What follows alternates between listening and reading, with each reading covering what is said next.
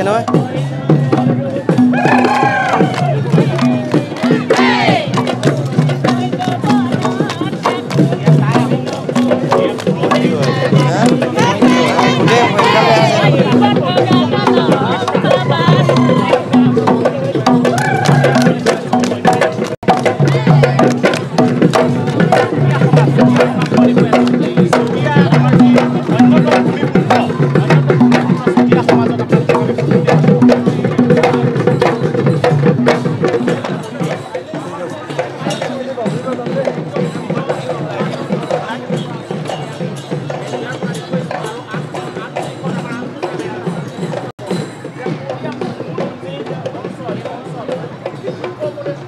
পোনপ্ৰথমতে শিৱসাগৰ এটা ঐতিহাসিক জিলা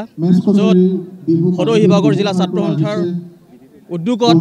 শিৱসাগৰ মহকুমা ছাত্ৰ সন্থা শিৱসাগৰ আঞ্চলিক ছাত্ৰ সন্থাৰ লগত শিৱসাগৰবাসী ৰাইজৰ সহযোগত দুদিনীয়াকৈ সদৌসম ছাত্ৰ সন্থাৰ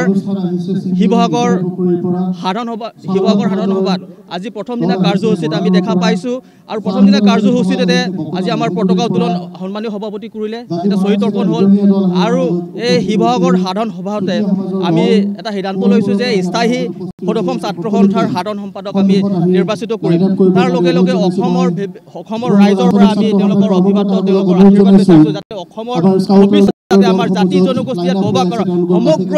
বিষয়টোলৈ আমি কেনেকৈ আগবাঢ়ি যাম তাৰ আমাৰ পৰিকল্পনা তাৰ লক্ষ্য আৰু তাৰ লগে লগে এটা কথা ক'ব বিচাৰিছোঁ যে শিৱসাগৰবাসী ৰাইজে যি ধৰণে আমাক সহায় সহযোগ আৰু সাহস দিছে তাকে আমি পাহৰিব নোৱাৰোঁ আৰু শিৱসাগৰ ৰাইজে দেখাই দিছে যে সদৌসম ছাত্ৰ সন্থাৰ বিপদ সময়ত যে অসমৰ ৰাইজে সদৌসম ছাত্ৰ সন্থাৰ লগত থিয় হৈ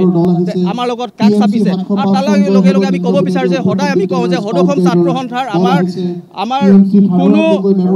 ৰজাঘৰ নাই যে আমাক আদেশ দিয়ে আমাৰ ৰজা হৈ গ'ল আমাৰ অসমৰ ৰাইজ গতিকে আমাৰ অসমৰ ৰাইজ যি ধৰণে আমাক আদেশ দিয়ে আমাৰ ভাল কামৰ কাৰণে আমি ভাল ছাত্ৰ ছাত্ৰীৰ জীৱনটোলৈ যি ধৰণে তেওঁলোকৰ সুৰক্ষা হয় তাৰে আমি পৰিকল্পনা লৈ সদৌসম ছাত্ৰ সন্থাৰ প্ৰত্যেকটো সময় প্ৰত্যেকটো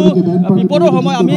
অসমৰ ৰাইজক আমি চাপি তেওঁলোকক পৰামৰ্শ ল'ম আৰু আশা কৰিছোঁ এই সাধাৰণ সভাখন এটা ফলাফল হয় আৰু ইয়াৰ পৰা এটা বাৰ্তা ভাল বাৰ্তা যে সমগ্ৰ অসমতে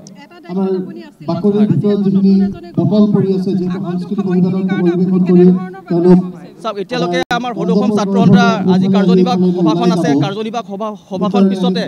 প্ৰতিনিধি সভাখন হ'ব তাতে আমাৰ আলোচনা হ'ব স্থায়ী সাধাৰণ সভা কোন হ'ব তাৰে যাকে নিদিয়ক কিয় কিন্তু আমাৰ সদৌসম ছাত্ৰ সন্থাৰ যি ধৰণে আমাক সমগ্ৰ অসমতে এটা সমন্বয়ৰ বাৰ্তাৰ লগতে আমাৰ জাতি জনগোষ্ঠী বসবাস কৰা তেওঁলোকৰ এটা চিন্তাৰে আমাৰ সামাজিক